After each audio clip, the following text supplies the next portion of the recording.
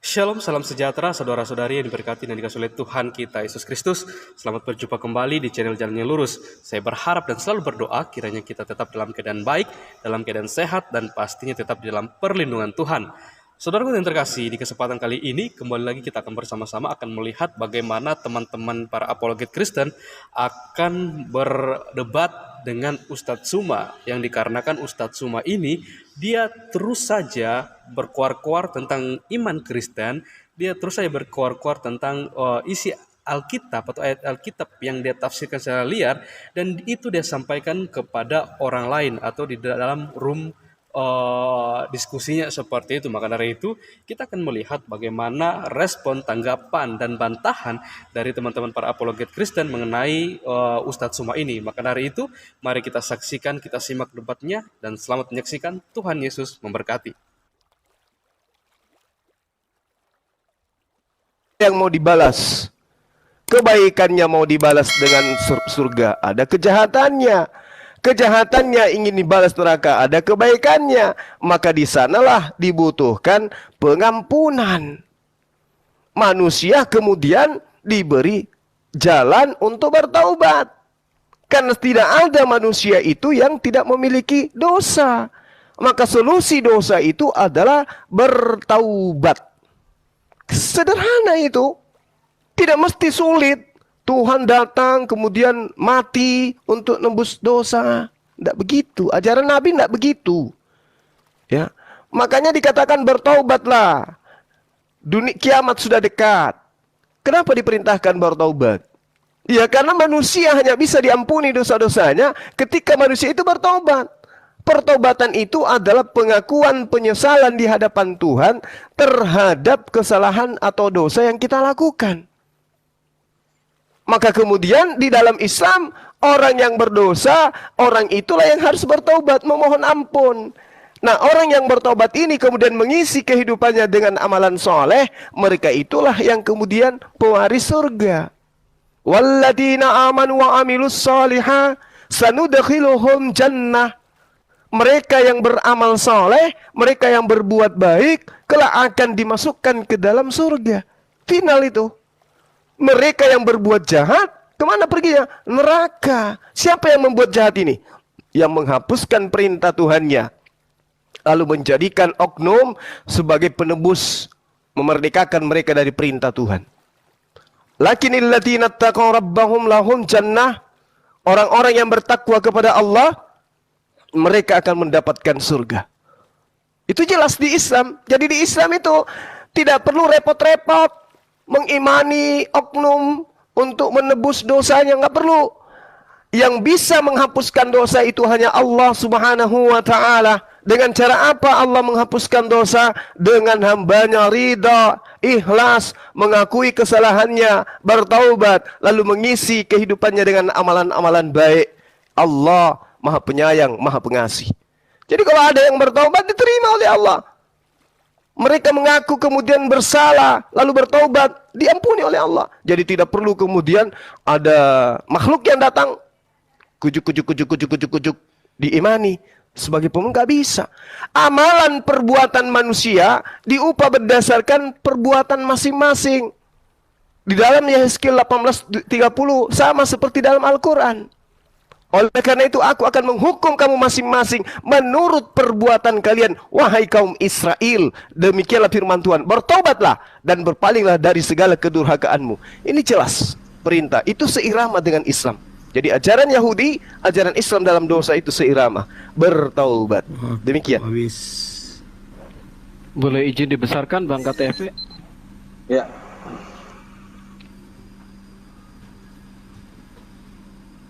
Izin dibesar. Oke, terima kasih. Baik, saya mulai ya. Ini dalam kitab Imamat. Imamat ini dalam kitab kami ya. Jikalau yang berbuat dosa dengan tak sengaja itu segenap umat Israel dan jemaah tidak menyadarinya sehingga mereka melakukan salah satu hal yang dilarang Tuhan dan mereka bersalah. Maka apabila dosa yang dibuat mereka itu ketahuan, haruslah jemaah itu mempersembahkan seekor lembu jantan yang muda sebagai korban penebus dosa. Lembu itu harus dibawa ke kemah pertemuan Dan lembu itu harus apa? Disembelih di hadapan Tuhan. Artinya apa? Konsisten Tuhan.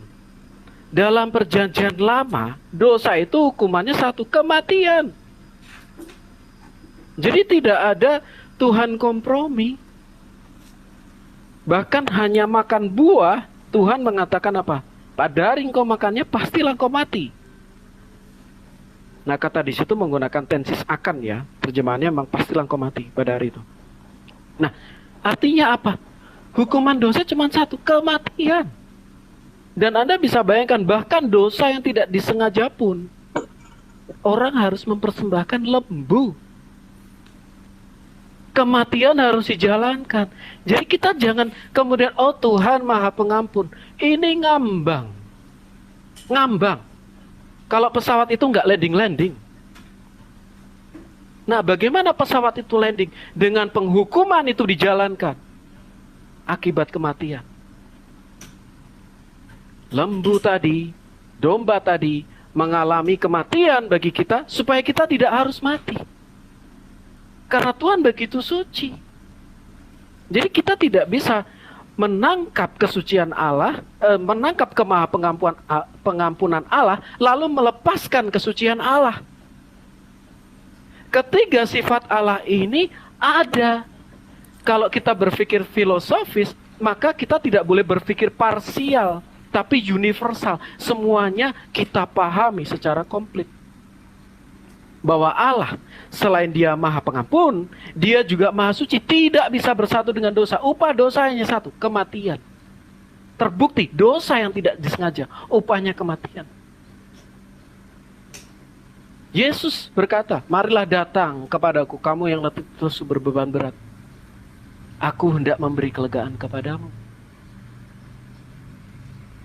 Kita merasa ibadah kita pasti nggak cukup untuk masuk surga. Ini perbedaannya di dalam Kristus. Karena hanya Dia yang dari surga lah yang bisa membawa kita masuk surga. Yesus mengatakan, aku turun dari surga. Yang bisa membawa saya ke Amerika, orang yang sudah tahu Amerika. Yang bukan pula yang bisa membawa kita ke surga, Dia yang naik ke surga. Jadi ada jaminan. Nah, itulah kenapa, teman-teman. Kenapa Allah harus repot-repot? Ini bukan repot-repot. Ini jelas menabrak sifat Allah. Dan ini sudah dilakukan sejak perjanjian lama. Allah konsisten. Dari perjanjian lama selalu ada namanya korban penebus dosa. Korban penebus salah. Terima kasih Pak Utar. Pak Ari. Korban penebus salah. Dalam perjanjian baru, anak domba itu yang menjadi penebus dosa manusia. Jadi apa? Lunas? Lunas. Ngambang? Tidak. Landed clearly. Itulah kenapa ketika orang Kristen ditanya, kamu pasti masuk surga nggak? Pasti. Pasti. Pasti nggak? Pasti. Bukan semoga? Bukan. Kenapa? Pertama, secara posisi kita dibenarkan. Secara posisi kita dibenarkan sebagai anak Allah. Di dalam Roma tadi dikatakan, mereka yang dipanggilnya, mereka itu juga ditentukannya dari semula untuk menjadi serupa dengan gambar anaknya. Nah, berarti ada kekudusan, ada panggilan secara posisi. Posisi kita udah menang dulu, posisi kita udah selamat dulu, itu penting. Kemudian, setelah posisi apa? Kita setiap hari diubah menjadi serupa dengan gambarnya. Ini adalah kekudusan yang progresif, berjalan. Setelah itu apa? Kita dimuliakannya. Tubuh kita diubah menjadi tidak bisa berbuat dosa. Dan dia menggaransi ini dengan apa? Dengan dia bangkit dari kematian. Artinya dia punya kuasa atas maut.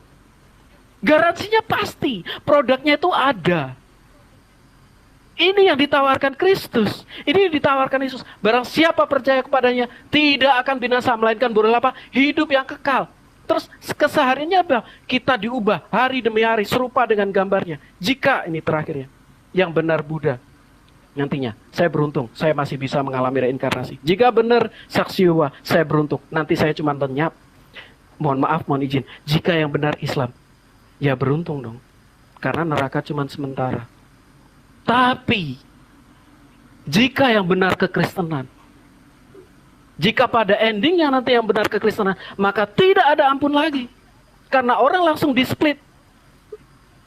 Dan perkataan Yesus itu digaransi dengan bagaimana dia masuk surga, dia naik ke surga, bangkit dari kematian. Jadi saya undang teman-teman, terimalah Kristus. Dialah keselamatan satu-satunya. Terima kasih. Mohon maaf kalau ada kata-kata yang kurang berkenan. Bang Suma dan teman-teman di sini semua. Selamat pagi. Oke, teman-teman, terima kasih banyak. Bang Jack, thank you ya atas dialognya yang santun, baik, dan juga komalnya luar biasa ini. Terima kasih Bang Suma, Siap, Mbak Rifa, siap. Pak Vivo. Mau Dinda diteruskan? Rifa, Assalamualaikum warahmatullahi Ya, selamat wabarakatuh. pagi Mbak Rifa. Lama tidak satu komal ini Mbak Rifa. Saya minta maaf teman-teman di bawah, kalau diskusi sama saya itu agak membosankan. Nggak apa-apa loh, diskusinya seru. bagus loh ini. Materinya juga bagus, cara penyampaiannya bagus juga, sistematis. Saya minta Luar maaf biasa, teman-teman. bagus Bang Jack. Oke. Bang Suma, ini intermezzo aja. Siap, Gimana siap. Bang Suma? Apa kabar Mbak Ica? Saya tidak ada kabar dari beliau tentang beliau. Jangan kasihan, jangan Oke, dikoreng saya lagi minta nanti. maaf ya. Oke, saya Kasihan saudara kita menghindarkan ini. itu. Oke, mari Pak Vivo, Mbak Rifa, kalau mau masuk diskusi silahkan. Mungkin saya dikecilkan aja Bang KTP. Oke, siap.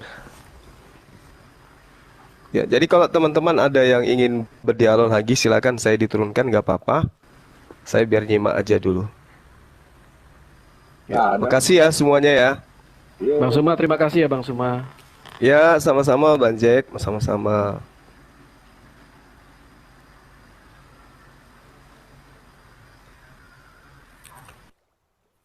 Makasih Bang. Ya, Bang Melki, terima kasih juga. Pak Vivo mau diskusi mungkin Pak Vivo. Biasanya Pak Vivo. Makasih. Makasih semuanya, makasih.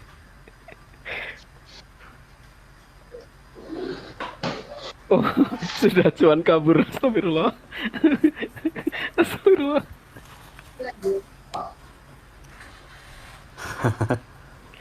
Oke, ya udahlah. Aku ngobrol sedikit aja lah. Nanti biar teman-teman juga bisa sambung ya. Mungkin ada yang lebih berkapasitas. Halo Mbak Rifa. Halo. Dia lagi kerja itu. Oh lagi kerja. Bang Suma, bagaimana membuktikan bahwa maaf ini pertanyaannya, tapi ini kan posisi pertanyaannya. Bagaimana membuktikan bahwa keberadaan Tuhan di dalam Islam, Bang? Boleh nggak? Pak Vivo kalau mau masuk ya. Lanjut. Ya. Karena maksud saya gini, saya coba dari perspektif kami ya, Bang Suma ya, dari perspektif kami. Jadi gini, Tuhan dalam perspektif kami adalah dia pribadi yang transenden, tetapi dia mampu mengimanenkan dirinya. Jadi ketika jadi ini benar-benar bahwa dia sang ada itu, dia yang transenden, tidak kelihatan, tapi dia mampu menampakkan diri kepada umatnya. Nah artinya eksistensi dia tidak bisa dipertanyakan. Dalam perjanjian lama misalnya, dalam Kejadian 18, dikatakan apa? Tuhan menampakkan diri kepada Abraham, lalu datanglah 3 orang. Kemudian Abraham sujud di situ, dia berikan makan, di situ Tuhan makan. Kemudian Tuhan berfirman sama Abraham, mana istrimu? Tahun depan aku akan datang dan dia akan hamil, dia akan melahirkan. Nah, Sarah tertawa, kemudian ditegur langsung sama Tuhan. Kemudian 3 orang ini beriringan berjalan dengan Abraham. Nah, 2 malaikat pergi ke Sodom, tapi 1 yang adalah Tuhan sendiri berhadapan dengan Tuhan, berdiri di hadapan Abraham. Kemudian Abraham melakukan yang namanya negosiasi mengenai Sodom dan Gomora. Nah, di sini jelas kemudian dikatakan maka Tuhan meninggalkan Abraham, dia berjalan halak di situ. Dia berjalan meninggalkan Abraham. Nah, artinya Tuhan di dalam keimanan kami. Dia benar-benar transenden, tidak kelihatan, tetapi beliau sanggup mengimanankan dirinya. Dia sudah makan, dia sudah mengimanankan dirinya. Di dalam perjanjian baru, dia menuzulkan dirinya, dia menginkarnasikan dirinya untuk karya keselamatan seperti yang saya sampaikan tadi. Izin bertanya ya Mas Wah dan teman-teman, bagaimana di dalam keislaman? Pernah tidak Tuhan mewujudkan dirinya? Silakan, terima kasih. Pak Vivo, masuk aja Pak Vivo, nggak apa-apa ya. Saya soalnya terus terang saya udah dari jam semalam tuh dari jam 1 pagi. Baru tidur sebentar bangun lagi nih.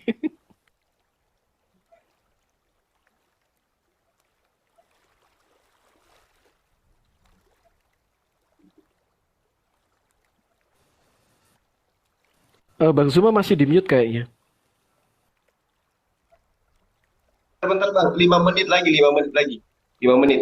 Baik, baik. Bentar ya. siap.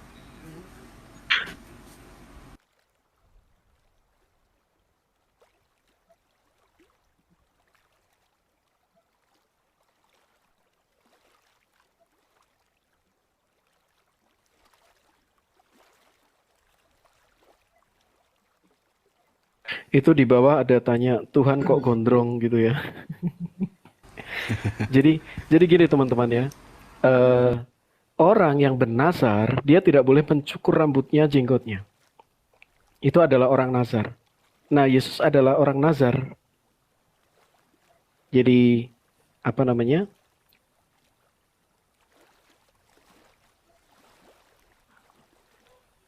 Jadi itu adalah orang nazar maksudnya. Seperti itu.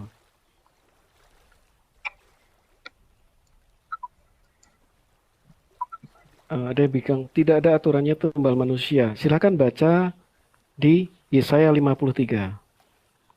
Harus ada korban untuk kita mengalami keselamatan. Maka memang harus ada yang mengalami korban itu, kematian itu.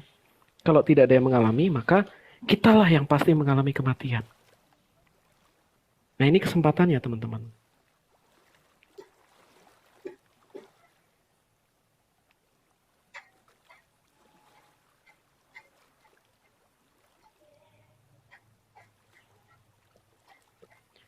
Yesus, oh berarti Yesus orang ya. Saya kira Tuhan. Betul, Yesus adalah sepenuh manusia. Tapi dia juga sepenuh firman. Nah, firman tidak diciptakan. Itulah kenapa firman itu pasti Allah sendiri. Karena dia bukan ciptaan, dia adalah pencipta. Kami mengakui Yesus manusia, betul. Tidak ada yang salah dengan itu. Kami juga mengakui bahwa Yesus juga sepenuhnya adalah firman. Waduh, ini nggak enak nih dipuji nih sama Bang Irfan nih. Oten yang punya ilmu, yang tapi Bang Suma is the best. Ya, saya. Oke, Bang Suma is the gimana best. gimana Oke. Bang? Iya, Sorry, Bang sorry. Suma. Jadi baik. Seng. Dalam perjanjian Iya, lama ya gimana? Bang, Tuhan dia Iya. bisa, dia transenden tapi dia bisa mengimanenkan dirinya.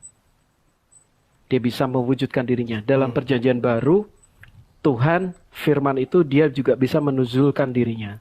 Nah, saya izin nih, kalau dalam keimanan Abang, bagaimana Bang? Kenapa sih? Iya, Saya jadi kalau bertanya di ini, Islam itu izin sedikit Bang. Iya, iya, iya. Kenapa saya bertanya seperti itu? siap. Karena bagi kami, keselamatan itu kan harus bergaransi. Nah, pemberi janji itu dia harus membuktikan bahwa dia benar-benar ada, Bang, sebelum beliau memberikan janji. Nah, dengan demikian, keberadaan dia memang tidak bisa kami pertanyakan. Dalam perjanjian lama, dia berhasil mengimanenkan dirinya. Dalam perjanjian baru, dia juga berhasil mengimanenkan dirinya. Artinya bisa ada, dia benar-benar ada gitu, Bang. Ya itulah izin saya bertanya. Demikian, monggo Bang Suma. Pak Vivo, monggo Pak Vivo kok diem-diem aja nih. Biasanya rame. Pak Pipo lagi sariawan kali dia. Selamat Ya, siang. Iya. Siang Pak Vivo. Biasanya kalau ada Bang Suma seru-seruan nih. Monggo Bang Suma, Bang silakan. Pipo Bang lagi sariawan dia. Baik. Oke. Jadi kalau di Islam itu, Bang, Tuhan pencipta langit dan bumi itu bukan makhluk. Sehingga Tuhan itu tidak bisa dilihat. Ketika Nabi Musa alaihissalam minta kepada Allah dalam surah Al-A'raf, Nabi Musa mengatakan, "Ya Rabb, aku tahu engkau itu ada. Aku tahu dirimu itu jelas wujud adanya. Tetapi Selamat pagi aku menjelang penasaran." siang rekan-rekan. Bentar, Ya, Pak. Bentar, semangat pagi. Selamat Selamat pagi, Pak. siang. Aku ingin melihatmu, kata Selamat Nabi pagi Musa menjelang alaihissalam. siang. Halo, apa kabar Bro Juma? Baik, Juma. baik. Ya, Baik, Opung, Ini- baik. Juma. Bang Zuma Baik, mau menjawab baik. dulu Pak Bimo. Juma, apa kabar Bro? Bentar, Baik, Pak. baik. Bentar, Pak. Baik, Bang Pipo. Sebentar Pak Oke, Bimo. lanjut. Iya. Jadi Allah kemudian Pingkangmu. Ya, jadi Lanjut. Nabi Musa alaihissalam minta kepada Allah, "Walamma ja'a Musa limiqatina wa kallamahu rabbu qala rabbi arini anzur ilaik." Ya Allah, aku ingin melihat engkau. Allah mengatakan apa? "Lan tarani." Kamu tidak akan bisa melihatku. Itu kata Allah. Berarti Allah itu ada, tapi manusia kemudian tidak bisa melihat Allah. Nah, apa pembuktian untuk mengetahui Allah itu ada? Ya, dengan melihat kita ini ada. Karena kita ini tidak tercipta oleh ibu bapak. Bukan seorang presiden, bukan seorang profesor yang mengadakan kita. Yang mengadakan kita itu adalah pencipta. Dan pencipta itu kemudian meskipun tak terlihat oleh mata, orang yang sehat akalnya akan mengetahui bahwa keberadaan sesuatu yang ada tentu diadakan oleh esensi yang ada, meskipun esensi yang ada itu tak terlihat oleh kemampuan manusia. Nah, karena itulah kemudian di Islam dikatakan bahwa eksistensi Allah itu dilihat dengan adanya alam semesta. Bagi orang-orang yang berpikir terjadinya siang dan malam, itu bukan pemerintah yang membuat siang ini. Bukan pemerintah, bukan PBB, bukan kuasa di atas muka bumi ini yang kemudian men-setting, oh hari ini 12 jam, ntar malam 12 jam, kita kurangin deh karena musim hujan, siangnya cukup 3 jam aja. Itu enggak. Tapi yang mengadakan dan mengatur semua itu, kami di dalam Islam disebut Allah Subhanahu wa ta'ala. Allah yang maha suci lagi maha tinggi. Karena dia maha suci, maka dia bukan makhluk. Karena dia maha tinggi, maka dia tidak bisa terlihat. Nah, itu yang ingin saya katakan kepada saudara. Jadi kalau saudara mengatakan pada pada masa Abraham, pada masa Musa, pada masa Yesus, ada teofani dan seterusnya, itu adalah penglihatan oleh para nabi melihat kekuasaan Tuhan pencipta langit dan bumi. Tapi yang datang itu bukan Tuhannya, bukan wujud Tuhan yang datang, tapi Kok mantul ya? kemuliaan. Ya, seperti itu. Silakan. Pak Bimo mau menjawab nih. Mantul ini. KTP kenapa ini mantul dia suaranya? Saya izin ya. Kenapa? Pertama Bang Zuma, tadi yang Abang sampaikan itu adalah Halo? Halo? Ya, Halo, ya, halo. silakan. Lanjut, Yes. Pak. Lanjut, Pak. Lanjut, Pak. Jack. Dalam apa namanya yang Abang sampaikan itu adalah pada zaman Musa. Sementara yang saya maksudkan adalah pada zaman di mana Rasulullah baginda Nabi Muhammad itu ada. Jadi yang ingin saya tanyakan mengenai itu, Bang Zuma. Jadi bukan pada zaman Nabi Iya. Musa. Itu yang pertama. Kemudian yang kedua, ketika mengatakan bukti bahwa Tuhan itu ada, itu melalui bahwa kita ada. Dalam keimanan kami, ini betul, tapi ini disebut sebagai wahyu umum, Bang. Wahyu umum. Wahyu umum itu kita tahu suatu barang ini indah, pasti ada penciptanya. Itu adalah wahyu umum. Melalui alam, melalui sungai, melalui hujan. Nah, itu termasuk wahyu umum. Tetapi wahyu umum ini sayangnya setiap orang punya hak yang sama untuk mengklaimnya. Ini yang cukup kami pertanyakan. Jadi seseorang mengklaim bahwa oh Tuhan saya lah yang menciptakan ini, buktinya adalah ada hujan, ada apa. Dia punya hak yang sama. Nah, tetapi bagaimana dengan wahyu khusus? Wahyu khusus itu bagaimana benar-benar dia menyatakan dirinya ada dan tidak bisa disangsikan. Jadi benar-benar janjinya juga nyata. Misalnya dalam perjanjian baru ya, benar-benar Tuhan menuzulkan dirinya yang nanti eksesnya pada janji bahwa Immanuel, Allah beserta kita. Karena memang itu adalah puncak dari karya Tuhan nanti. Memang kita lagi berdosa, kita manusia berdosa, maka masalah itu yang pertama kali diselesaikan melalui penebusan. Nah, masalah kedua adalah kedatangan kedua, dia akan datang sebagai raja yang memerintah di tengah-tengah umatnya. Jadi memang dari awal grand design Tuhan adalah Tuhan mau di dalam sebuah planet dia hadir di tengah umatnya. Nah, tujuan ini bisa kita trace back ke kejadian. Tuhan berjalan di taman memanggil Adam. Kemudian di dalam Abraham juga langsung Tuhan menemui Abraham. Kemudian ketika kita loncat ya dalam perjanjian baru dikatakan bahwa firman itu menjadi manusia. Jadi bukti keberadaan dia itu bukan sekedar wahyu umum. Oh, alam semesta ini ada persimpangan antara dua lautan, misalnya seperti itu. Tetapi benar-benar dia ada. Bahkan para penulis-penulis sejarah pun mengakui, kayak misalnya Pliny the Younger, dia mengatakan orang-orang Kristen bersumpah tidak akan berbuat dosa, tidak akan berbohong, tidak akan mencuri. Mereka setiap minggu, setiap hari khusus ya tertentu, mereka menyembah Yesus yang disebut sebagai Allah bagi mereka. Jadi seorang sejarawan pada waktu itu juga mengakui eksistensi Yesus, bahwa Yesus memang sudah disembah. Nah, jadi benar-benar eksistensinya itu ada, Bang. Nah, monggo kalau Bang Suma, bagaimana di dalam era baginda Rasulullah, bagaimana eksistensi Tuhan itu, apakah beliau menyatakan dirinya, pernah menyatakan dirinya, yang pertama, kemudian, ya jadi bukan sekedar wahyu umum, Bang. Silakan, Bang. Ya, baik. Jadi kalau pemikiran saudara saya ini, eksistensi Tuhan itu menyatakan diri kudu harus datang gitu ya. Nah, sementara yang digambarkan kemudian ini adalah cerita-cerita kejadian-kejadian yang terjadi pada para nabi gitu. Belah lautan, kemudian membangkitkan orang mati dan seterusnya. Jadi Tuhan itu menyatakan diri berdasarkan kebutuhan manusia. Untuk apa baginda Rasulullah Muhammad SAW menerima kemudian keberadaan Tuhan belah lautan? Untuk apa? Untuk apa kemudian Rasulullah Muhammad SAW membangkitkan orang mati? Buat apa? Toh itu semua sudah dilakukan oleh para nabi, tetapi kaumnya tidak juga percaya.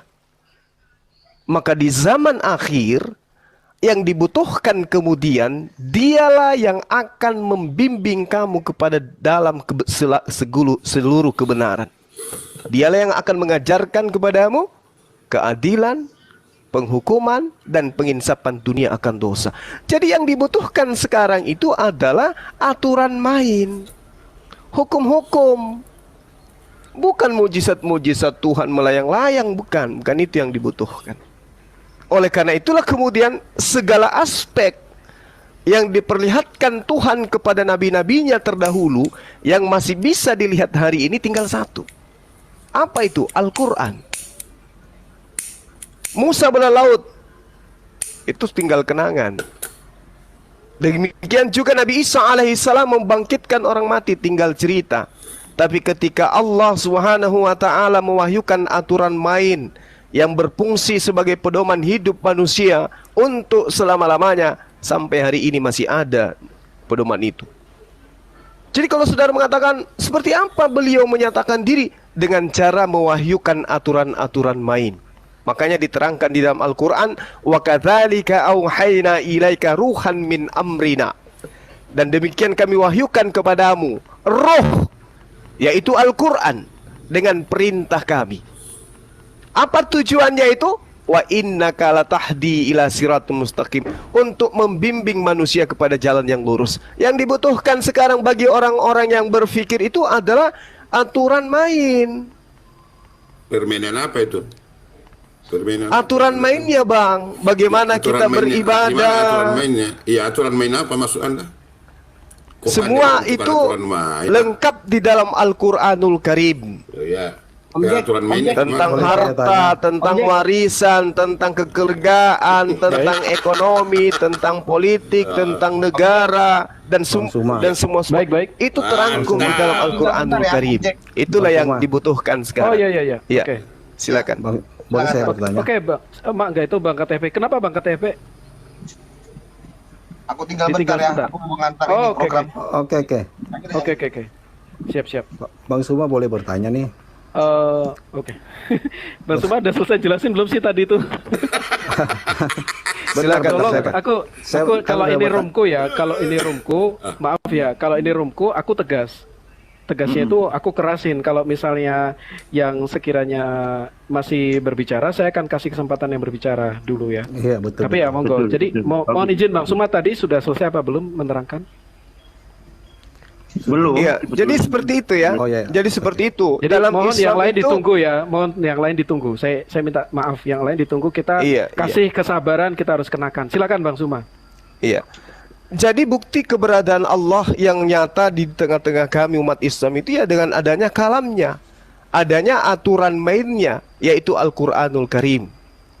Itu mujizat yang sangat luar biasa yang dimiliki oleh baginda Rasulullah Muhammad SAW yang diperuntukkan untuk seluruh umat manusia. Ya, bukan menyembuhkan orang orang sakit, bangkit ke orang mati, bukan. Nah, itulah yang ketika Anda mengatakan, mana dari Allah itu mana? Bukti bahwa dia itu ada. Al-Qur'anul Karim. Al-Qur'an itu bukan karangan baginda Rasulullah Muhammad SAW. Al-Quran itu adalah kalam Allah. Al-Quran itu kalam Allah. Nah, lantas kemudian kalau kita orang-orang beriman ini, orang-orang beriman ingin mengetahui keberadaan esensi Allah dengan Al-Quran. Ada perintah-perintahnya, ada kalimat-kalimatnya, ada perintah-perintahnya. Sama ketika saudara mendengarkan suara saya, mendengarkan tita saya melalui HP saudara-saudara masing-masing. Anda tentu yakin bahwa suara itu muncul dari Bang Suma. Bukti eksistensi Bang Suma itu ada. Kalian mendengarkan suara saya. Begitu juga Allah. Bukti adanya Allah, kita melihat aturan-aturan yang datang dari Al-Quranul Karim. Dan itu mustahil adalah karangan Rasulullah Muhammad SAW. Jadi orang-orang berpikir aja yang bisa tahu itu. Makanya dikatakan, Zalikal kitabul la raiba fihi hudal muttaqin. Al-Quran itu adalah petunjuk bagi orang-orang yang bertakwa, yang didatangkan dari Allah Subhanahu wa Ta'ala. Demikian. Oke, Oke. makasih. Pak Vivo mau menanggapi atau Bang Melki? Saya mau nanya aja, Pak. Tapi Sebentar, saya mohon kita belajar fokus ya teman-teman. Oke, Saya oke. mohon Siap. kita tidak melakukan at home kepada lawan debat, tapi kita Oke. fokus kepada pertanyaan. Mari sama-sama Oke. kita bikin diskusi yang baik. Terima kasih, silakan. Oke, makasih Bang Suma. Ya, jadi cuma singkat aja ya. Tadi kan mengenai eksistensi Allah dilihat dari Al-Quran. Pertanyaan saya, kenapa Allah Subhanahu wa Ta'ala tidak mampu menjaga Taurat, Zabur, Injil yang katanya hilang atau diubah-ubah? Nah, kenapa Allah tidak bisa menjaganya itu atau tidak ada kuasa menjaganya? Terima kasih. Silakan Bang Suma. Oke, baik. Jadi gini, tadi saya sudah menjelaskan kepada saudara bahwasanya Nabi Musa alaihissalam itu diberikan Torah. Qala ya Musa inni istafaituka 'alan nasi birisalati wa bikalami. Fakhus ma ataituka wa kum minas syakirin. Wahai Musa, sesungguhnya aku memilih melebihkan engkau dari manusia yang lain pada masamu untuk membawa risalahku dan firmanku.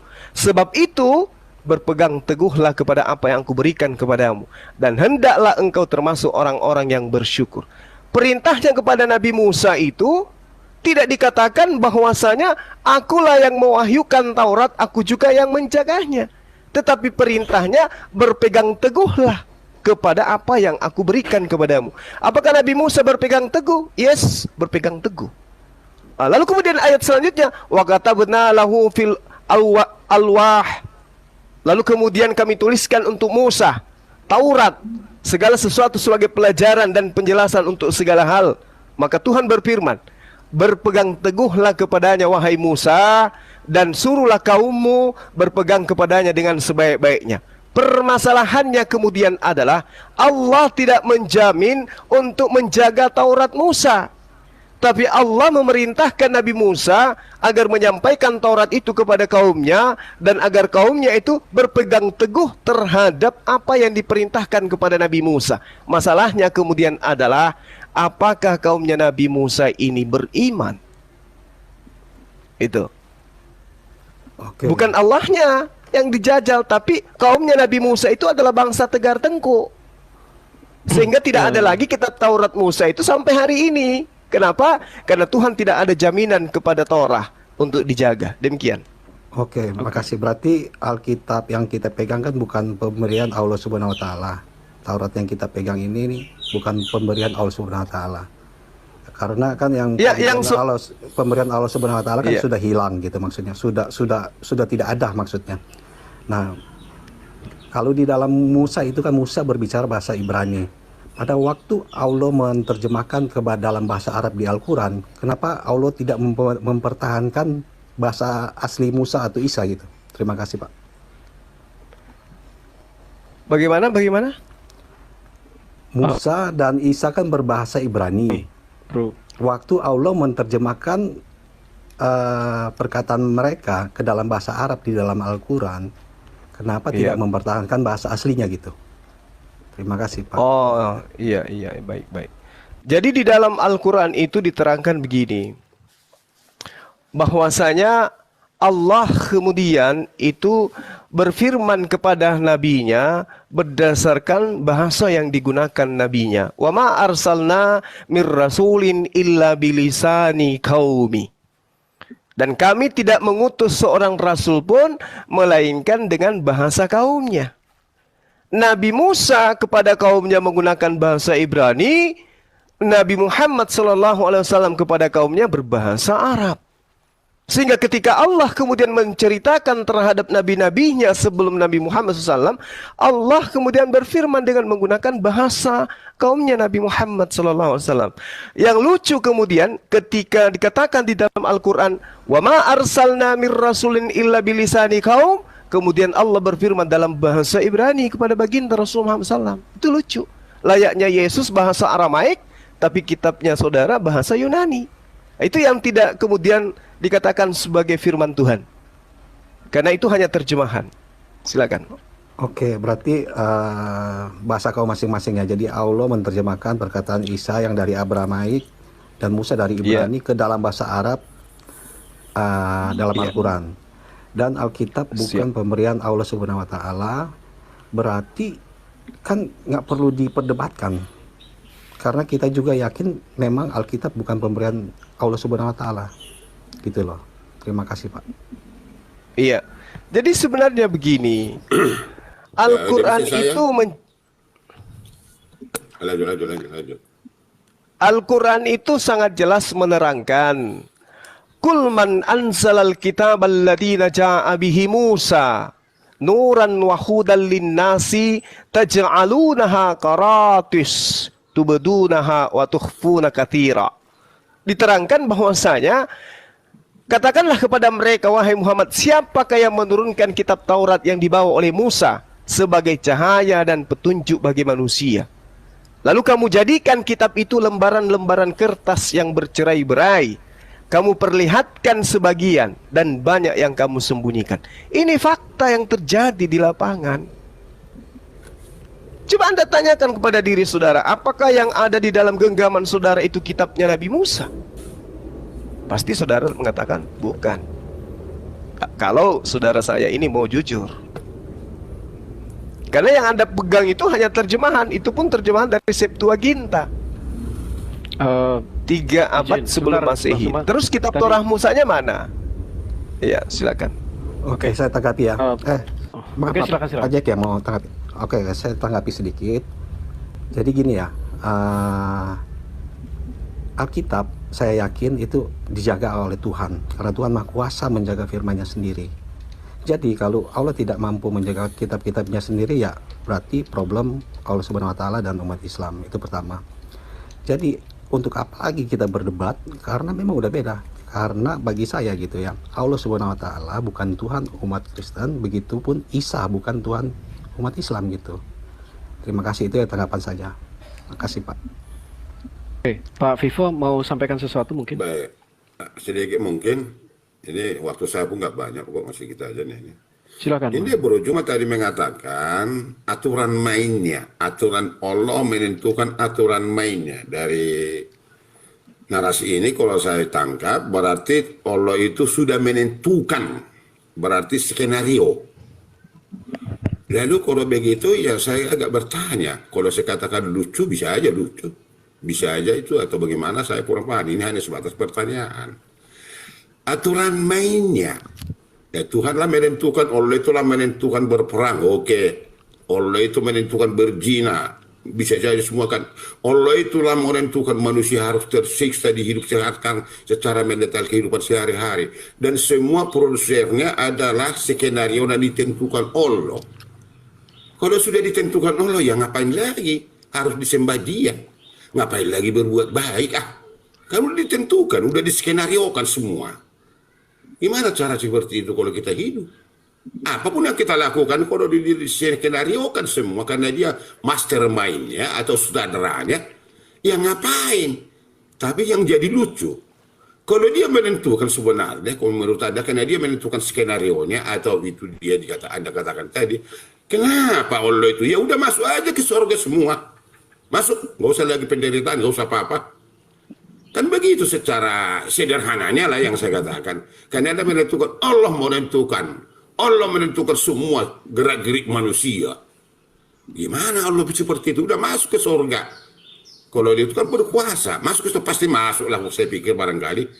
Kalau Anda katakan itu, jadi skenario yang dibuat Allah itu menentukan manusia itu harus tersiksa, harus berperang, harus bunuh-bunuhan, harus berzina, harus bagaimana, harus amburadul dulu manusia di bumi ini. Itu skenario Tuhan, barangkali saya nggak tahu. Coba jelaskan dulu. Silakan Mas. Oke, baik. Iya, jadi Pak Pipo ini bagaimana ceritanya ya? Semua skenario Allah, apapun itu, bahkan ketika kemudian Anda mengimani Tuhan datang dilahirkan manusia, apakah itu bukan skenario Tuhan? Iya, jelaskan dulu. Skenario Tuhan, Pak. Bukan skenario makhluk. Sabar dulu, sabar Pak Pipo, sabar. Enggak, jangan kemana-mana, jangan ke Alkitab dulu Anda. Jelaskan dulu perkataan Anda tadi, bro. Bagaimana kemudian Anda bisa bertanya kepada umat Islam sementara kitab sendiri yang menerangkan itu? Bukan, yang Anda yang kata-kata Anda saya ikuti tadi. Allah itu menentukan semuanya. Berarti Allah itu membuat jelas. Peniksaan, Allah yang menentukan segala kadar kehidupan manusia, bukan makhluk. Kelaparan. Coba jelaskan. Makanya Yesus mengatakan, aku tidak dapat berbuat apa-apa. Bukan Yesus, bro. Anda itu. Lalu siapa yang bisa berbuat apa-apa itu siapa? Yang Anda katakan tadi, tolong paparkan dulu. Jangan kemana-mana kau dulu. Anda yang mengatakan tadi Allah itu menentukan adalah permainan. Berarti dia mastermind-nya, dia menskenariokan. Berarti Allah itu membuat peperangan, Allah itu membuat perzinahan kepada manusia, Allah itu membuat perzinahan atau pembunuhan. Ngapain lagi yang harus menembak-menembak Allah kalau begitu menurut saya? Pertanyaan saya itu, kalau udah skenario kan nggak bisa dibantah lagi. Kan itu yang saya maksud. Kenapa kok nggak dimasukkan ke surga semua manusia? Kalau dia skenariokan. Bagaimana penjelasan Anda? Kan itu. Jangan dulu ke Yesus, bro. Iya. Oke. Jadi begini, Bang Pipo. Yang diterangkan tadi pertanyaannya adalah apa pembuktian eksistensi daripada Allah Subhanahu wa taala. Maka saya katakan adanya aturan-aturan Tuhan yang datang kepada baginda Rasulullah Muhammad SAW berupa Al-Quran, itulah yang ingin Tuhan perlakukan terhadap manusia. Aturan main yang ada di dalam Al-Quran itulah yang Tuhan inginkan agar manusia taatin. Larangan-larangan yang ada di dalam Al-Quran itulah yang Tuhan ingin kemudian tinggalkan. Tapi terkait dengan keberadaan manusia, Tuhan memberikan kita kehendak bebas. Bapak mau beriman silakan, Bapak mau ingkar silakan. Tidak ada paksaan. Jangan Anda mengatakan, oh Tuhan memaksakan saya begitu. Tidak. Tuhan memberikan aturan main. Yang mau selamat lakukan ini, yang tidak mau selamat lakukan ini. Kita punya kehendak bebas, Bapak. Mengertinya Anda mengatakan aturan main. Anda pahami dulu itu. Kalau katakan aturan main, itu konkret, otentik, harus mengendalikan. Itu aturan main. Pengerti kau aturan pengertian aturan main? Kita bukan robot, Pak Pipo. Aturan main yang dimaksud di sini ada. Bro. Kamu yang berarti Anda tidak mengerti kata-kata saya. Aturan main. Ya, maka saya jelaskan sekarang. Dengar dulu, jangan kemana-mana kau. Jangan terlalu melebar kemana-mana ke awang-awang. Dengarkan, kamu mengatakan aturan main. Kalau aturan main itu otentik, itu di dalam skenario. Harus begini, itu aturan main. Kamu yang mengatakan ya aturan memang main, Tuhan memberikan aturan main. Berarti kalau begitu ya aturan main itu ketetapan. Iya, kalau ketetapan aturan main itu konkret. Kalau aturan main, bro, dengar, aturan main tidak bisa dilanggar lagi. Aturan main yang datang kepada. Terus kenapa aturan main yang datang kepada Nabi Musa dan kaumnya itu bisa dibatalkan oleh Paulus? Nabi Musa, kenapa? Pengertian yang Anda katakan aturan main. Kenapa? Kenapa aturan main Tuhan yang datang kepada Nabi Musa itu dibatalkan Paulus? Kenapa? Secara konkret, otentik aturan main yang Anda katakan berarti dikendalikan seluruhnya. Dia yang buat peperangan, dia buat percinahan. Makanya pahami yang saya katakan aturan main itu, Pak. Sementara kamu sudah memutuskan aturan main. Kamu yang mengatakan aturan main, bukan saya. Ya Tuhan punya aturan main, Pak. Tuhan punya rambu-rambu. Jangan ngambang. Kamu mengatakan aturan main, bro. Bang Jack. Iya. Gimana? Pak, Karena sakit ini orang. Kondusif kalau Bang Vito ini. Bukan kondusif atau tidak. Saya kan alurnya yang saya ikuti, di mana salah saya. Kamu mengatakan aturan main. Kalau dikatakan sekarang aturan begini, main, Pak Pipo. Apakah Tuhan punya aturan main yang harus diberlakukan Musa? Saya atau tidak? Kalau saya tidak tahu, saya tidak tahu. Makanya saya bertanya, bagaimana aturan main menurut prediksi? Kalau aturan main berhenti ke aturan main itu aturan-aturan Tuhan yang harus ditaatin manusia. Itu dikatakan aturan. Makanya saya tuntut seolah-olah kamu mengatakan aturan main, seolah-olah kamu membuat aturan main itu kan itu menjadi pertanyaan saya. Saya arahkan lagi ya. Itu derita Anda. Izin teman-teman ya. Saya arahkan lagi ya. Permisi. Bang KTP gimana nih? Kita arahkan lagi ya dari awal ya. Tadi kan pertanyaan awal, pertanyaan santuy ya. Bagaimana Tuhan di dalam masa hidup baginda Nabi itu menyatakan dirinya.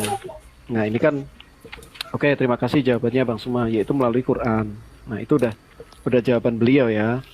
Nah tapi ada saya mungkin masih bisa bantah, ada beberapa argumen yang mengganjal, tapi aku penasaran nih. Tadi maaf ya Pak Pipo, saya salah ya Pak Pipo. Maaf ya. Nah, kemudian tadi Pak lanjut.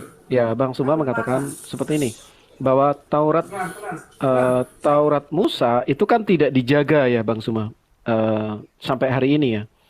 Boleh tahu berarti menurut Bang Suma, menurut kacamata Islam nih, Taurat yang dibawa oleh Billy itu berarti bukan Taurat yang asli ya Bang Suma?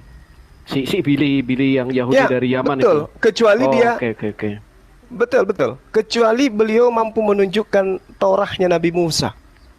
Oke. Berarti kan itu gitu.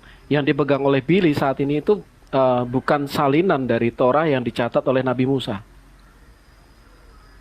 Kecuali saudara Billy bisa menunjukkan mata rantai penyampaian kitab itu sampai kepada dirinya. Apakah hafalan atau tulisan? Selepas Nabi Musa, siapa yang menyalin?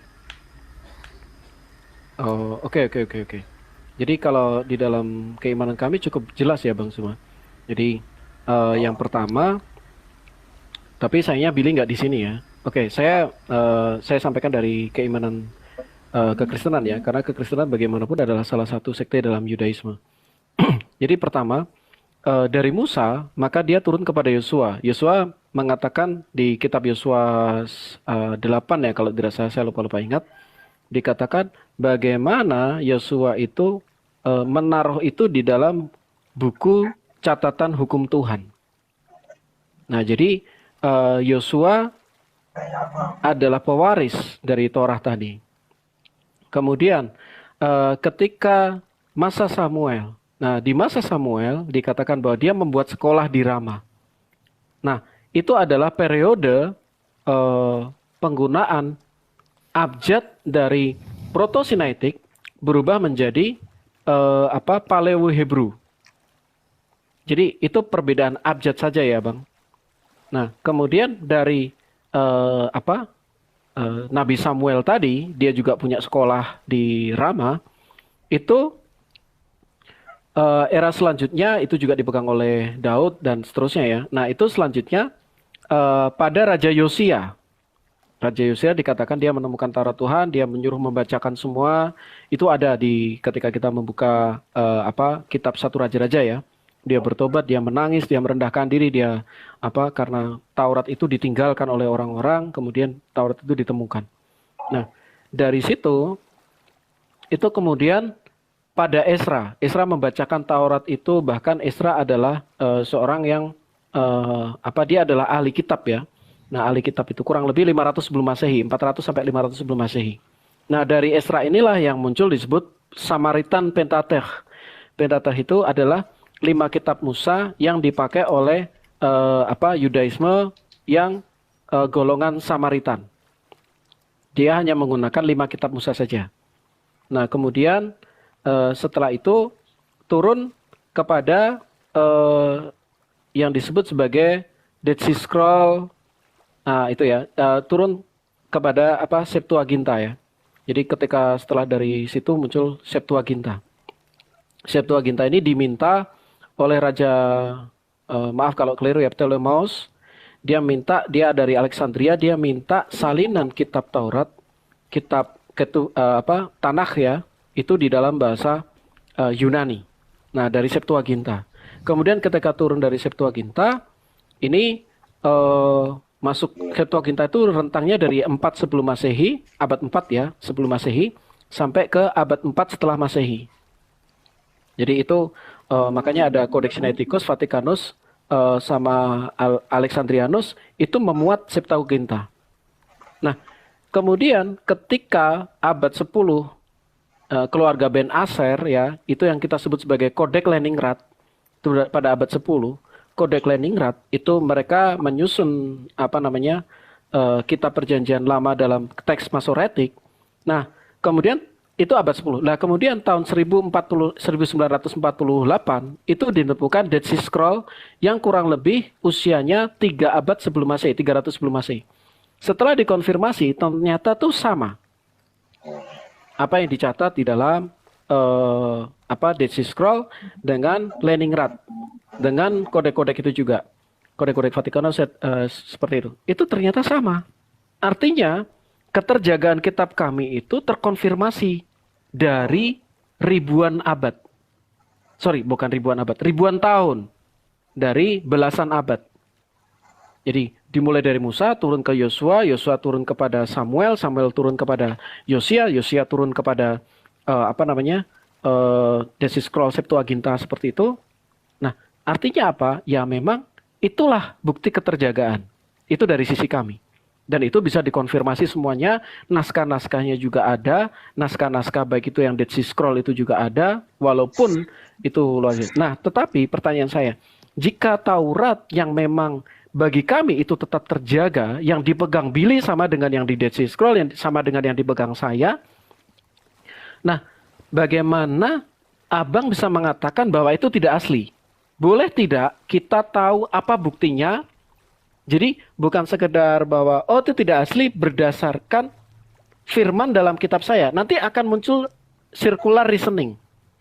Kamu salah karena kitabku mengatakan kamu salah. Itu circular reasoning. Boleh tidak saya diberikan semacam bukti-bukti arkeologi, bukti-bukti sejarah, ataupun bukti-bukti, karena ketika kita berfilsafat ya, kita pasti akan itu tidak sekedar 1 tambah 1, 1 tambah 2 sama dengan 3, sama dengan berapa. Tetapi ini udah ranah sinus, kosinus, tangan, kemudian ranah yang lebih detail lagi gitu loh. Nah, ada tidak Bang? Atau itu eksklusif hanya ada di dalam Quran bahwa Tauratmu sudah diubah? Ada tidak runutan dari Musa itu sebenarnya, ternyata jatuh ke Yunani Tauratnya. Kemudian, nah itu bisa dibuktikan tidak? Karena sepanjang pemahaman kami, Dead Sea Scroll itu sampai hari ini tetap mengkonfirmasi Alkitab yang kami pegang. Silakan, Bang. Oke. Baik. Jadi yang pertama, untuk membuktikan itu kita lihat di dalam Yeremia 8 nomor 8 ya. Jelas sekali diterangkan di sana, bagaimana kamu berani berkata kami bijaksana dan kami mempunyai Taurat Tuhan.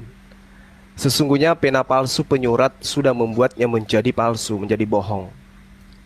Itu dulu. Jadi kitab saudara sendiri yang menuliskan itu. Kitabnya orang Yahudi yang menuliskan itu. Yang kedua, ketika kita berbicara mengenai data yang ada, 1 MKB sudah sangat jelas mengatakan kitab-kitab Taurat yang ditemukan disobek-sobek dan dibakar habis. Nah, kalau boleh saya meminta, siapa yang kemudian menerima dari Musa yang sudah 1700 minimal tahun kemudian muncul pada naskah-naskah yang ada di dalam sejarah penyusunan kitab saudara. Gulungan laut mati, misalnya contoh Tanakh di Qumran itu dalam bahasa Ibrani, Aramaik, Yunani, Septuaginta. Di situ dikatakan sejarah penyusunannya itu 150 sebelum Masehi. Salinan tertuanya 150 sebelum Masehi. Nah, ini penyusunan yang tertua menurut Septuaginta, Tanakh di Qumran. Lalu Musa kapan menuliskan? Itu lebih 1000 tahun sebelumnya. Kemudian Septuaginta yang kemudian dikatakan bahwa fragmen yang ditemukan abad kedua sebelum Masehi, lengkapnya nanti di abad keempat. Lalu bagaimana kemudian bisa menyatakan kelengkapan daripada fragmen yang digunakan kemudian menjadi catatan bahwa Kodeks Sinaiticus dan naskah papirus itu sudah komplit di abad keempat itu apa acuannya?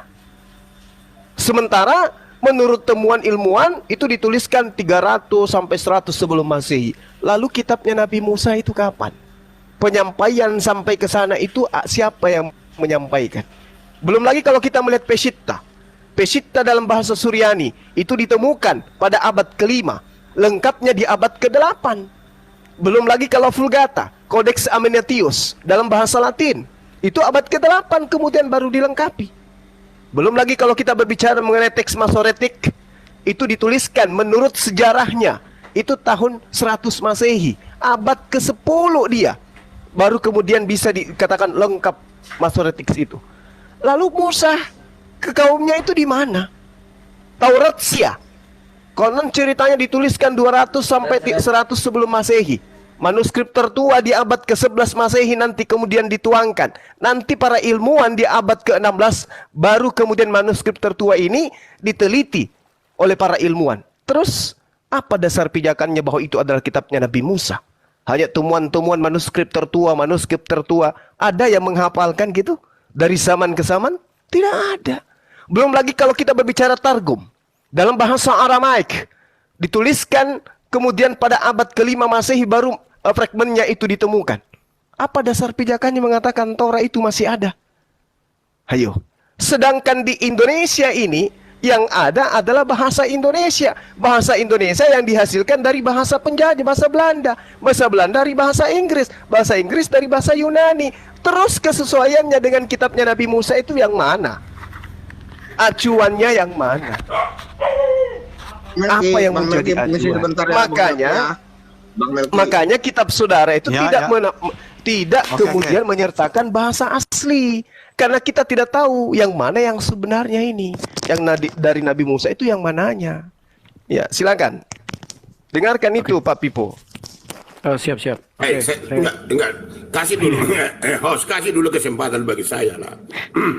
Ya, silakan Adil Anda. Ini Pak.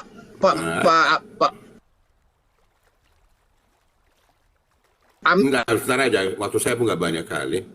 Begini, silakan itu dengar itu Pak Pipo. Itu Kaisar tadi minta up loh, Bang. Iya, itu Kaisar tadi aku baru lihat. Kaisar tuh. Bagaimana Kaisar nih? Saya pendamping aja dulu, Bang Juma yang narasi. Nggak masalah. Silakan. Udah Udah nggak ketemu. Anda mengatakan Torah itu kapan ditulis, kapan dia Musa. Kalau Anda mengatakan seperti itu, Anda maaf ya bro, Anda hidup sekarang dengan saya barangkali di tahun ini. Anda terlalu jauh mengutarakan itu. Nggak akan mungkin Anda tahu itu. Anda seumur jagung dengan saya. Orang-orang yang membuat itu dari manapun itu otentik. Baik, nggak usah sampai ke sana. Biar kau mengerti. Yang pasti antara kamu dengan saya pasti akan bisa kita bedakan. Ya, kamu selalu masuk ke dalam Alkitab, satu, karena kamu tidak pernah bisa hidup tanpa Alkitab menurut saya. Kamu terlalu banyak mengutarakan di dalam Alkitab memperkuat pendirianmu menurut saya. Seolah-olah kamu lebih memahami Alkitab, lebih memahami yang diimani orang Kristen. Bedakan. Kamu tidak mengimani Alkitab, maka kamu selalu kalau saya masuk, paling tidak pernah kita diskusi, saya gas kau. Dengarkan baik-baik tentang hukum Taurat yang diterima Musa. Saya tidak bisa berbicara mengarang-arang seperti Anda, karena kebiasaan kau mengarang di dalam Alkitab, di Quran, di hadismu, saya nggak tahu atau kau karang atau apa urusan Anda. Supaya kamu mengerti kedudukanmu, dari mana kamu datang, dari mana kau bicara. Hukum Taurat terbagi. Ini secara hukum Taurat, ya, terbagi dia secara garis besar 3 bahagian. Hukum moral, hukum bayang-bayang, hukum sipil. Itu pengertian hukum Taurat. Kenapa diutarakan itu? Supaya inilah hukum ini semua untuk menjelaskan kepada manusia bagaimana caranya untuk kepada Tuhan. Saya bagi. Hukum moral yang dikatakan hukum Taurat, saya akan berbicara di dalam ayat. Di dalam disebut hukum Taurat adalah satu, hukum moral. Disebut hukum moral adalah yang memerdekakan seseorang, merdeka, bebas dari kungkungan pengetahuan. Yakobus 2:8-12. Hukum upacara, hukum bayang-bayang. Di dalam hukum bayang-bayang dibersihkan, dikatakan di dalam Efesus 2:15. Ini bayang-bayang. Pengertian bayang-bayang, simbol berupa merpati, berupa lembu, berupa domba, dan yang lain-lain. Itu hukum bayang-bayang untuk kedatangan Mesias. Hukum moral yang diucapkan oleh Allah. Bibir Tuhan, mulut Tuhan mengatakan itu di dalam Ulangan 4:12. Diucapkan oleh Musa. Ingat, ini hukum moral diucapkan oleh Musa. Imamat 1:1 dan 3. Ditulis oleh Allah sendiri di atas batu. Di Keluaran 24:12 ayat 31. Di Keluaran 31 ayat 18. Yang dititahkan, yang ditulis oleh jari Tuhan. Itu hukum moral, dan sampai selama-lamanya pasti itu, karena Tuhan itu tidak pernah berubah apa yang di dalam diucapkannya. Ditulis oleh Musa di dalam kitab 2 Tawarik 38 ayat 12. Di dalam kitab Musa tulis, itu hukum bayang-bayang. Itu pengertiannya di dalam hukum. Disimpan di dalam tabut. Ibrani 8 ayat 9, Keluaran 20 ayat 20. Itu ada di situ di tabut. Itu hukum. 10 hukum yang dibawa orang-orang Israel kemana mereka berperang, itu selalu di depan. Tabut perjanjian namanya. Loh, 2 batu ada di dalamnya. Ditulis oleh Musa di dalam kitabnya, di dalam Tawarik 36 ayat 12. Itu hukum moral. Disimpan di dalam tabut yang saya tadi. Bersifat kekal. Ya, hukum moral itu bersifat kekal. Jangan membunuh, jangan berdosa, jangan menyembah Allah lain, jangan mengingini segala sesuatu di dalam rumah sesamamu. Itu sifat di dalam hukum itu yang kekal. Tidak bisa dirubah. Itu menuturkan tentang moral manusia, supaya mengerti moral itu. Jangan membunuh, jangan berdusta. Itu hukum moral. Sampai kapan, di mana, sampai kapan pun itu kekal. Tidak akan pernah berubah. Berakhir di kayu salib. Hukum bayang-bayang tadi berakhir di kayu salib. Penyembahan atau ke bait Allah, membawa merpati, membawa domba, berakhir di Kolose 2 ayat 14 sampai 17. Dia memberitahukan tentang dosa. Hukum moral itu memberitahukan tentang dosa. Dosa adalah maut. Kalau kau berdosa akan maut, kekal di neraka. Di dalam Roma 3:20, di dalam Roma 7 ayat 7. Diberikan akibat dosa. Dengarkan, ini hukum moral, diberikan akibat dosa. Karena orang berdosa, maka dia akan mati. Dosa itu apa? Diberitahukan di dalam hukum Taurat, Galatia 3 ayat 19. Tidak berat Menurut hukum moral tidak berat. Kalau dia mengikut Tuhan, mengikut Yesus, hukum itu tidak berat. Karena dia sudah masuk di lingkaran Tuhan, maka otomatis kebaikan itu akan tercermin dari dia. Ingat kata-kata saya yang saya paparkan. Tidak berat. Kalau sudah bersama dengan Tuhan, apapun resikonya, apa akibatnya, maka itu tidak berat menurut ini. Itu sebabnya Nabi, murid-murid sampai korban. Karena hukum itu ada di dalam dirinya, maka itu dilakukan. Karena dia tahu, di dalam kematian ada kehidupan yang kekal. Mendakwahkan kita, hukum di dalam moral mendakwahkan kita. Hukum moral itu memberitahukan kepada manusia hukum itu. Kolose 2:14 sampai 17. Menghakimi semua manusia hukum itu. Kalau kau berdosa akan mati. Kalau kau membunuh akan mati. Kalau kau berdusta maka kau di lingkaran setan. Kalau kau menyembah Allah lain selain dari Tuhan Yesus, selain dari Elohim, maka kamu menyembah dua berhala di dalam dirimu dan berhala yang lain. Tidak menghakimi manusia, hukum upacara bukan menghakimi manusia, itu hukum Taurat. Membawa lembu, membawa ini, membawa darah ke bait Allah, itu bukan menghakimi, itu bayang-bayang. Tata tertib di dalam bait Allah waktu di zaman Musa. Hukum rohani, itu secara rohani, itu sebabnya dia orang Kristen. Dia menyembah secara roh. Ingat, secara roh. Di dalam Roma 7 ayat 14. Hukum bayang-bayang adalah peraturan insan. Peraturan insan itu hukum bayang-bayang. Hukum sipil termasuk. Satu contoh. Kalau orang penakit kusta di zaman Musa, dia berjalan, dia akan berbicara najis, najis, najis. Supaya orang di jalan itu jangan pernah dekat kepada orang ini. Ini hukum sipil, bro. Itu sebabnya maka orang yang penakit kusta diasingkan satu tempat. Itu menurut hukum-hukum sipil. Kalau sekarang, kalau ada gereja apapun itu di Indonesia, ada sekolahnya, sekolah Kristen. Itu hukum sipil. Itu namanya, hukum sipil. Tidak salah membuat itu gereja menjadi didahului oleh sekolah, didahului oleh gereja. Kalau di Sumatera ada namanya Sen. Itu dari porsi dari HKBP. Ada Metodis. Kan ada sekolah Universitas Metodis, itu dari Metodis. Itu termasuk hukum sipil di dalam hukum Taurat. Begitu secara garis besar pengertian hukum Taurat yang ada di dalam Alkitab. Otentik, tujuannya ada, porsinya ada, tidak bayang-bayang seperti dikatakan adalah apa namanya itu aturan-aturan apa yang skenario-skenario. Tidak begitu secara menerapkan di dalam hukum Taurat.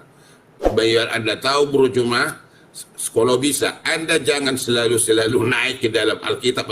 Kalau Anda katakan seperti itu, maka Anda tidak pernah hidup tanpa Bibel barangkali. Saya nggak tahu, urusan Anda. Tapi paparkan Quran dan hadismu, supaya kamu lebih elok bicara, dan saya akan menghargai Anda kalau Anda mau mengutarakan Quran dan hadismu. Terima kasih, silakan yang lain. Waktu saya buka Coba Bang Kaisar yang organize saja Bang Kaisar. Gimana nih settingannya nih Bang? Settingan apa ini? Bang Juma mana Bang Juma? Ini ada Juma di sini, ada Juma. Iya, ngomong apa tadi itu Pak Pipo ya? Waktunya bagaimana waktunya nih? Ini kalau nanti di bawah teriak gitu. Aku tanggapi sedikit dulu boleh ya, Bang KTP, atau mau silakan. Oh ya, ini sabar ya Bang Jack. Ini teman-teman ya yang di tipping, tolong bantu Bang Kaisar lah, bantu follow ya. Semua yang di Komal ini lah, bantulah. Walaupun kita beda-beda ya, kan kita juga nanti yang di dunia ini lintas ini kan orang-orangnya, ya bantulah. Di ini akunnya ke Bennett beliau. Diblokir permanen. Jadi teman-teman bantu follow lah ya. Walaupun kita beda-beda akidah ya, kita bantu follow lah, karena kita juga follow Bang Kaisar. Ya. Bantu ya teman-teman ya, Bang Kaisar nggak ada lagi dia. Mana Kaisar ini pikir kemarin udah blokir akunnya yang dulu kan, ini akunnya. Jadi ya bantu ya teman ya. Ya silakan Bang Jack. Oke lanjut Jack. Oke lanjut Jack. Oke, saya izin ya teman-teman. Jadi seperti ini Bang Suma ketika memahami kitab kami ya. Nah ini kita kasih contoh nih.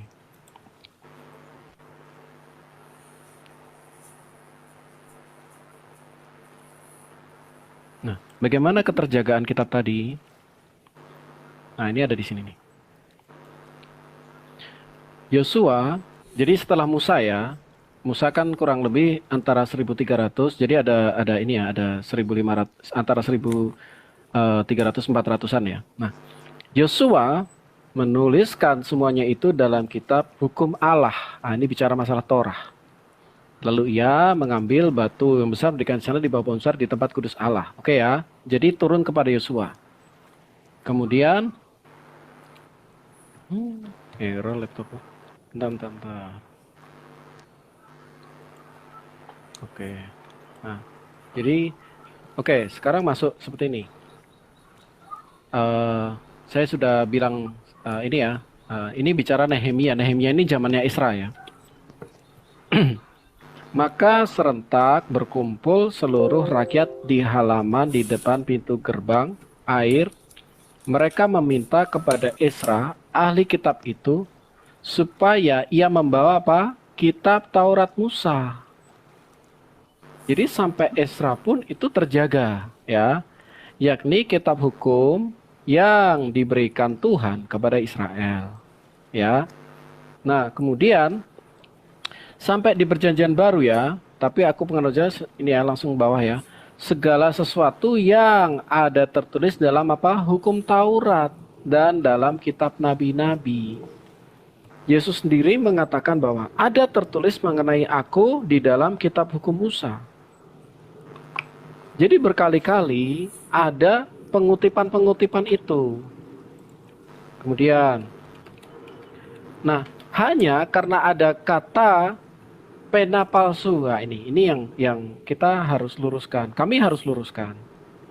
Ketika muncul istilah pena palsu, bagaimanapun kamu berani berkata kami bijaksana dan kami mempunyai Taurat Tuhan? Sesungguhnya pena palsu penyurat sudah membuatnya menjadi bohong.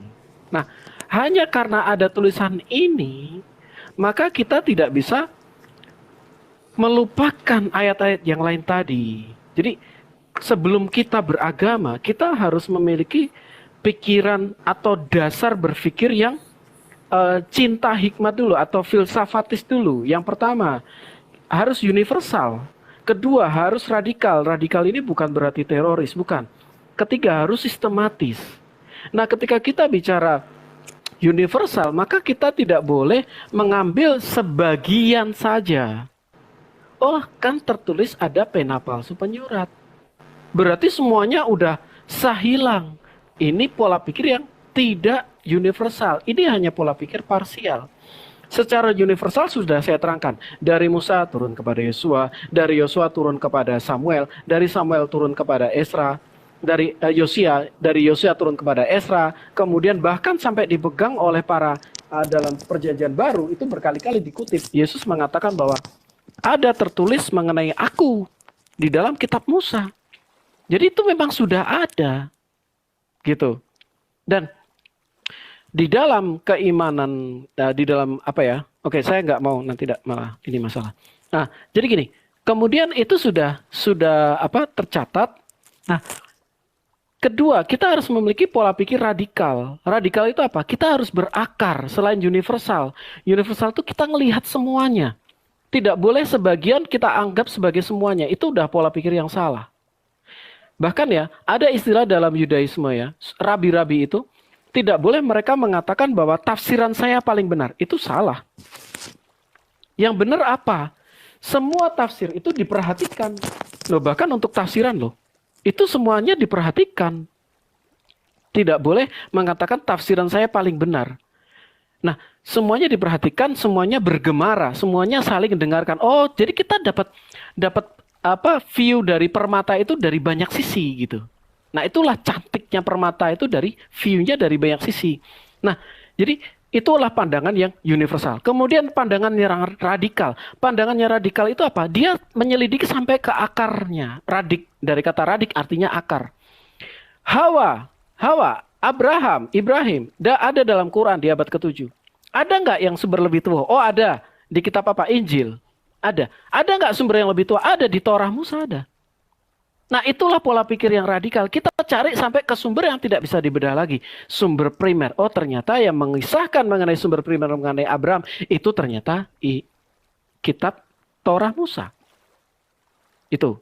Oke, saya mau langsung kepada pemahaman universal mengenai pena palsu penyurat tadi.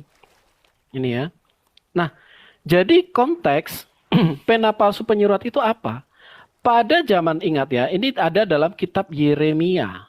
Yeremia ini adalah kitab pada zaman pembuangan. Pada zaman Yeremia mengatakan akan ada pembuangan 70 tahun. Nah, di tengah-tengah nubuatan mengenai 70 tahun tadi, orang-orang, nabi-nabi palsu datang. Mereka mengatakan, oh tidak akan ada pembuangan. Ada sekitar 4 kelompok nabi yang dilawan oleh Yeremia, Bang. Artinya apa? Jadi mereka inilah yang menulis firman-firman palsu. Yang mengatakan, oh tidak akan ada yang namanya pembuangan. Ini ditentang oleh Yeremia. Dan Tuhan juga menghukum orang-orang ini. Jadi mari kita tempatkan pada tempatnya gitu loh. Nah ini, maaf kalau saya kepanjangan. Silakan Bang Suma atau mungkin ada... Oh, selamat boleh siang. nambahin ya. Ya, Selamat siang. saya dulu Bang. Saya dulu Bang. Gue belum ngomong. Boleh ya? Enggak, gue dulu. Mungkin Bang Suma dulu, bro Iya, Alu. kelamaan Karena tadi beliau Bang tadi Vivo juga. kami udah 2 kali. Oh, sorry ya bro Alu. Ya udah, nggak apa-apa. Zoom dulu.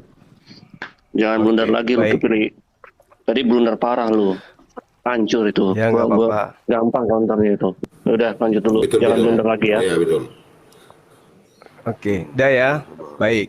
Nah, saudara mengambil jangan benar. kitab Yosua untuk menjelaskan kitabnya Nabi Musa. Di data Yosua 24, pada hari itu juga Yosua mengikat perjanjian dengan bangsa itu dan membuat ketetapan dan peraturan bagi mereka di Sikem. Yosua menuliskan semua itu dalam kitab hukum Allah. Lalu ia mengambil batu yang besar dan mendirikan. Tulisan Yosua itu yang mana? Anda bisa tunjukkan ke kita? Tentang Tauratnya Nabi Musa yang dituliskan Yosua itu yang mana? Mana tulisan Yosua tentang Taurat? Kedua, Apa pertanyaan Anda itu? Dari kamu nggak udah nggak Kedua. mana itu, Bro? kemudian saudara mengambil kitab. Ya dihargai. Enggak, ya, Ketika bukan saudara- aja orang ini ngomongnya. Biar selesai Mana dulu buktinya? dia. Aduh. Biar selesai dulu dia Bapak. Permisi, ya betul. Maaf, Itu bukan sabar, diskusi bukan diskusi Bapak nama tua, lagi. tolonglah dihargai dia. Biar sampai selesai dia bicara baru kita selah. Gitu loh maksudnya. Jangan menyimpulkan mana itu hukum Torah itu zaman. Saya bertanya loh bukan Bang, dia saya pun. bertanya, nanti Anda tunjukkan ke saya tulisan Yosua tentang Taurat yang dimaksud yang diterima oleh Musa itu mana. Kedua, Yehemia. Anda menunjukkan Yehemia 8. Lalu pada hari pertama bulan ke-7 itu Iman Esra membawa kitab Taurat itu ke hadapan jemaah, yakni baik laki-laki maupun perempuan dan setiap orang yang dapat mendengar dan mengerti. Tunjukkan kepada saya kitab Taurat yang dimaksud oleh Yosua itu yang mana? Ya, itu dia saudaraku, kita bersama-sama telah melihat serta menyaksikan bagaimana keberlangsungan suatu diskusi atau debat yang sangat menarik dari teman-teman para apologet Kristen, yang dimana dalamnya juga ada Pak Bom dan kawan-kawan. Kita melihat bagaimana Ustadz Suma ini ternyata dia benar-benar sangat tidak memiliki pemahaman yang baik, bahkan benar tentang kekristenan itu sendiri. Apalagi ketika dia membahas Alkitab, itu sama sekali tidak masuk di akal. Karena apa yang dia sampaikan, apa yang dia kemukakan tentang ayat Alkitab, semua itu bertentangan. Karena dia juga menggunakan literatur-literatur yang itu bisa dikatakan sesat, yang tidak diakui atau tidak dipakai oleh orang-orang Kristen untuk menafsirkan ayat Alkitab, supaya dengan guna untuk kita mencari tahu maksud dan tujuan penulisan ayat tersebut.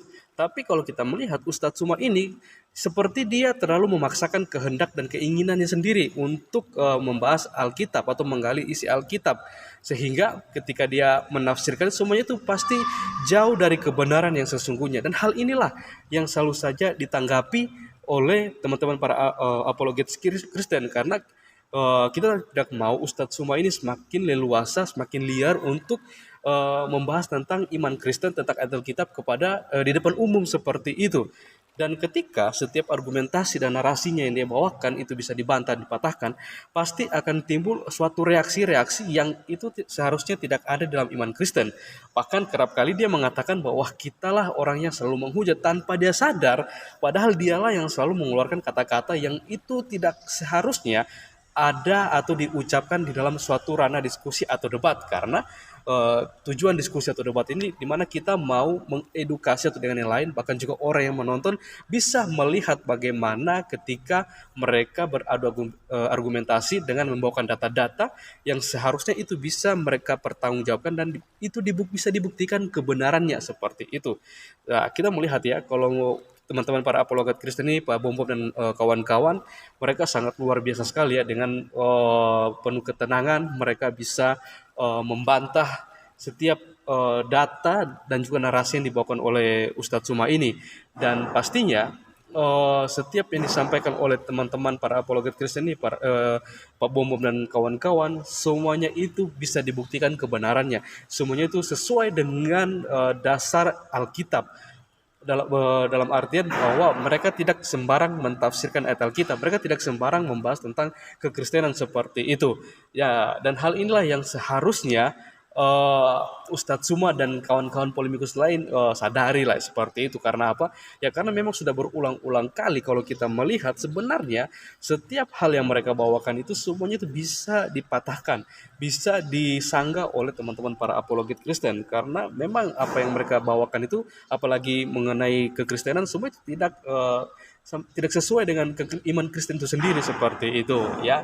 Oke teman-teman, mungkin sekian video dari saya di hari ini, dan mari kita terus berdoa mendukung teman-teman para apologet Kristen, para hamba-hamba Tuhan yang terus melayani melalui media sosial ini, supaya mereka terus diberkati Tuhan, dipakai Tuhan secara luar biasa untuk menjadi terang, garam, dan berkat dimanapun mereka berada, sehingga begitu banyak orang di luar sana yang boleh mendengar, bahkan mereka juga boleh menyaksikan dan merasakan, bahkan mengambil keputusan untuk mengenal lebih dalam, percaya kepada Yesus sebagai satu-satunya Tuhan dan Juru Selamat dalam kehidupan mereka. Sekian video dari saya di hari ini, sampai berjumpa di video-video saya yang selanjutnya. Tuhan Yesus memberkati.